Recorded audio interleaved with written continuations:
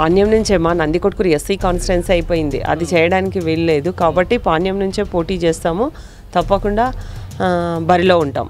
పాణ్యం తప్ప ఎక్కడి నుంచి పోటీ చేసే ప్రసక్తే లేదు. వైఎస్ఆర్సీపీ తరపు నుంచే పాణ్యం ఎమ్మెల్యేగా పోటీ చేస్తాం తప్ప ఇంకొక పార్టీ నుంచి పోటీ చేసే ప్రసక్తే లేదు.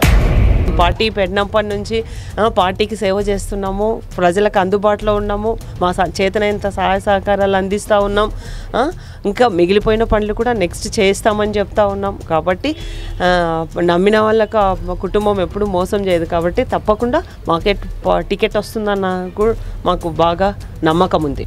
టికెట్ ఇవ్వాల్సింది రాంభూపాల్ రెడ్డి కాదు, ఇంకొకరు కానే కాదు, ఇవ్వాల్సింది అధినేత జగన్మోహన్ రెడ్డి గారు. జగన్మోహన్ రెడ్డి గారికి ఎవరికి ఇష్టం ఉంటే వాళ్ళకి టికెట్ ఇస్తాడు, ఎవరికి ఇవ్వకూడదంటే వాళ్ళకి మానేస్తాడు. నేను ఇండిపెండెంట్గా పోటీ చేసినా ప్రజలు నాకు 62,000 ఓట్లు వేసాను. ఏ పార్టీ తరఫున ఇండిపెండెంట్గా పోటీ చేసిన తప్ప నేను ఏ పార్టీ నుంచి పోటీ చేయలేదు. అట్లా ఏదో ఒక పార్టీ పోటీ చేసింటే పని ఎమ్మెల్యేగా ఉండేవాడినే.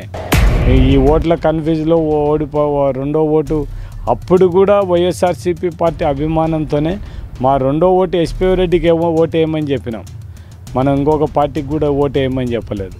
అంటే ఇండైరెక్ట్గా అప్పుడు కూడా రాజశేఖర రెడ్డి అభిమానం. కానీ ఈ పాణ్యం నియోజకవర్గ ప్రజలు ఎప్పుడు మనం వింటున్నారు, మనం ఇండిపెండెంట్ కూడా వాళ్ళు మనలా ఖచ్చితంగా మనకి వాళ్ళు ఎమ్మెల్యేగా ఉండాలనే కోరుకుంటున్నారు. రావచ్చు, పార్టీ బలోపేతం కోసం ఎవరైనా రావచ్చు. ఇప్పుడు ఎన్నికలు దగ్గర పడతా ఉన్నాయి, ఎన్నికల్లో మళ్ళీ అధికారంలోకి రావాలి అన్న ఉద్దేశంతో ఎన్ని ప్రలోభాలు పెట్టినా, ఎన్ని మాకు ఇబ్బందులు పెట్టినా మాకే టికెట్ వస్తుందన్న కూడా మాకు బాగా నమ్మకం ఉంది. వైఎస్ఆర్ కాంగ్రెస్ పార్టీ తరఫు నుంచే బరిలో ఉంటుంది. నేను ఛాలెంజ్ చేసి చెప్తాను, ఈ కర్నూలు జిల్లాలో ఎవడైనా ఇండివిజువల్గా పోటీ చేయమని చెప్పండి, పార్టీలు లేకుండా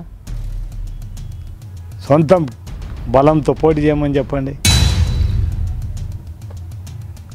టౌన్ కాన్స్టిట్యున్సీలో టౌన్ ఓట్లు ఉండే కాడ చేయమని చెప్పండి.